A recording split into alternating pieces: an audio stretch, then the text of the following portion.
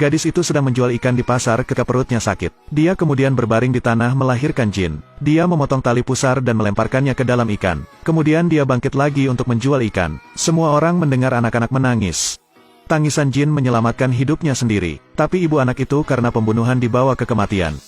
Jin baru saja lahir, menyebabkan orang lain mati, kemudian Jin dibawa ke panti asuhan. Gaillard mengadopsi anak itu. Semua orang mengira Jin akan mati malam ini, tapi Jin mengambil jarinya dan membawanya ke hidungnya untuk menciumnya. Semua orang menemukan bahwa anak ini tidak normal. Anak laki-laki itu bisa mencium bau daun di tanah, buah pir, bahkan bangkai tikus dan semut. Anak laki-laki itu dapat mengingat aroma-aroma ini dengan baik. Ternyata, Jin memiliki kemampuan untuk mencium aroma. Pada usia 13 tahun dia sudah bisa mencium aroma kayu, rumput, batu, air, bahkan katak di dalam air. Pada titik ini, Gaillard menjual Jin.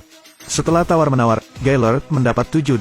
Tapi kemudian, dia dibunuh oleh bandit. Sama seperti itu, satu orang lagi meninggal. Di lokasi konstruksi, Jin bekerja 16 jam sehari. Bos sangat puas, memutuskan untuk membiarkan Jin keluar. Di pasar, dia bisa mencium berbagai jenis dupa dan menghafalnya.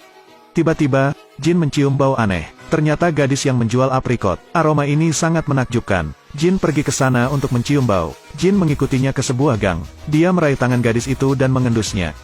Tapi dia takut dan lari. Tapi Jin diam-diam berlari di belakang gadis itu. Aroma ini sangat menakjubkan. Jin mencium bau dari ujung kepala sampai ujung kaki. Gadis itu berbalik, lalu berteriak.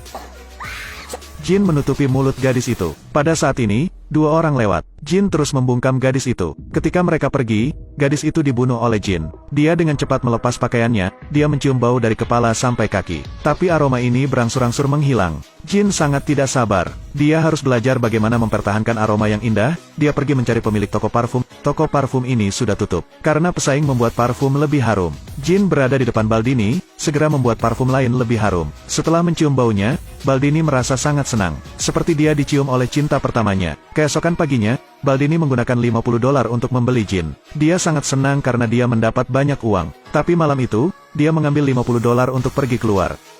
Hasil perjalanan pulang.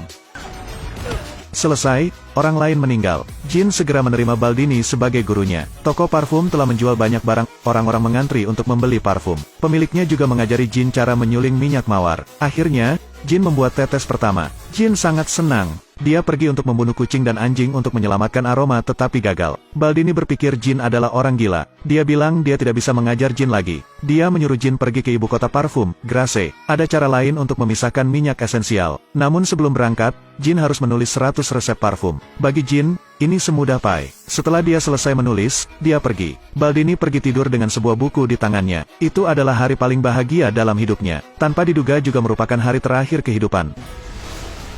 Hais, satu orang lagi meninggal. Sesampainya di Grasse, Jin diterima di penyulingan wewangian. Dia juga memulai rencananya. Itu menggunakan tubuh gadis-gadis muda untuk membuat parfum. Jin merendam tubuh seorang gadis dalam toples kaca. Jin mulai mengambil saripati itu, tapi Jin gagal lagi. Jin pergi ke jalan untuk menemukan seorang gadis yang menjual bunga. Berapa yang harus aku bayar untuk bersamamu?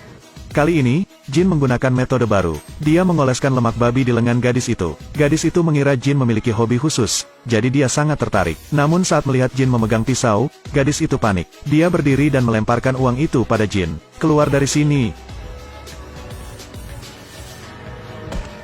Jin memotong rambut gadis itu, lalu membungkus gadis itu dengan kain. Setelah itu, dia menggunakan pisau cukur untuk mengikis minyak lapis demi lapis. Rambut juga sangat penting. Kemudian Jin menuangkan air dari toples kaca ke dalam tong. Aduk rata, masukkan ke dalam toples untuk memulai pelatihan. Tidak lama kemudian, tetesan esensi mengalir keluar. Jin membawanya ke hidungnya untuk mencium. Itu berhasil. Dia mulai bertindak panik. Jin menyiapkan 13 vas. Dia ingin mengisi 13 toples ini. 1 tetes, 2 tetes, 3 tetes, lebih dan lebih. Gadis-gadis di kota biasanya hilang. Ada orang memerah susu sapi, gembala. Gadis-gadis yang ditangkap oleh Jin semuanya menjadi bahan mentah. Setiap hari di kota, tubuh gadis itu ditemukan. Setiap tubuh memiliki karakteristik yang sama. Mereka tidak memiliki rambut di tubuh mereka. Para bangsawan mengeluarkan larangan. Mereka memberi setiap rumah tangga sebuah pistol. Tapi mereka belum pernah melihat sosok Jin. Semua orang mengira itu perbuatan setan.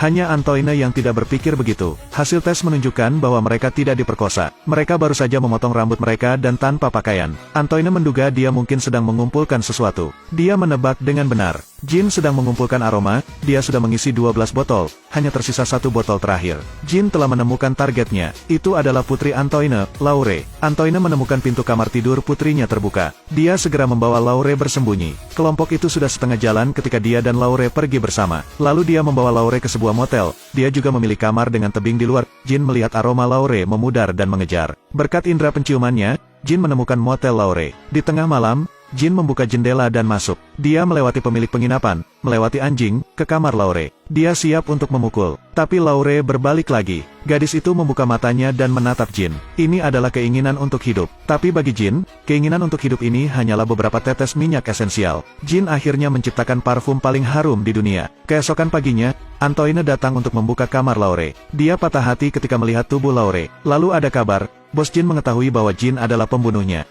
Mereka menemukan banyak rambut dan pakaian korban di kamar Jin. Para penjaga menemukan Jin. Dia dibawa untuk dieksekusi. Semua orang di bawah panggung berteriak keras. Hakim dengan marah menyatakan, pukul sampai mati dengan tongkat besi. Apa yang membuat orang sangat membencinya? Ternyata Jin telah membunuh 13 gadis untuk membuat parfum. Pada hari eksekusi, orang banyak berkumpul seperti semut. Semua orang mengutuk pembunuh yang membunuh si pembunuh. Mereka ingin melihat iblis ini dibunuh dengan mata kepala sendiri. Namun, keajaiban warna terjadi. Jin dibawa ke kereta mewah. Dia mengenakan pakaian bangsawan dan turun dari mobil. Semua orang segera terdiam. Bahkan para prajurit berlutut untuk memberi hormat. Dia naik ke platform tinggi. Orang yang memegang alu juga berlutut. Semua orang di sekitar terkejut. Orang ini tidak bersalah. Jin mengeluarkan sapu tangan dan meneteskan parfum di atasnya. Dia melambaikan tangannya, semua orang mencium aroma ini. Semua orang terpesona, mereka mulai beribadah bersama Jin. Salah satu dari mereka berteriak, orang ini tidak bisa menjadi pembunuh. Dia adalah dewa, malaikat. Kemudian semua orang mulai saling berpelukan. Tidak masalah jika Anda mengenal pihak lain atau tidak, mereka semua menanggalkan pakaian mereka dan meringkuk erat-erat. Bahkan pendeta pun tidak luput. Bayangkan adegan selanjutnya. Pada saat ini, Antoine yang marah bergegas mendekat. Di tangannya dia memegang pisau. Tetapi ketika dia melihat Jin,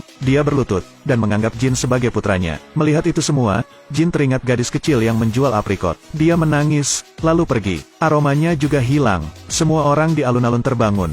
Mereka berpakaian dan segera pergi. Orang-orang tidak ingin mengulang cerita memalukan ini. Mereka menangkap bos yang mengatakan Jin adalah pembunuhnya. Dia dibawa ke tempat eksekusi. Jin berjalan sendirian lagi. Hanya sisa parfum yang menjadikannya raja. Jin bisa membuat orang memujanya sebagai dewa, bahkan menaklukkan seluruh dunia. Namun, ingatannya membawanya ke tempat di mana dia dilahirkan. Ini adalah pasar ikan yang bau. Dia menuangkan parfum ke seluruh tubuhnya. Semua orang memandang Jin seolah-olah melihat cahaya dewa.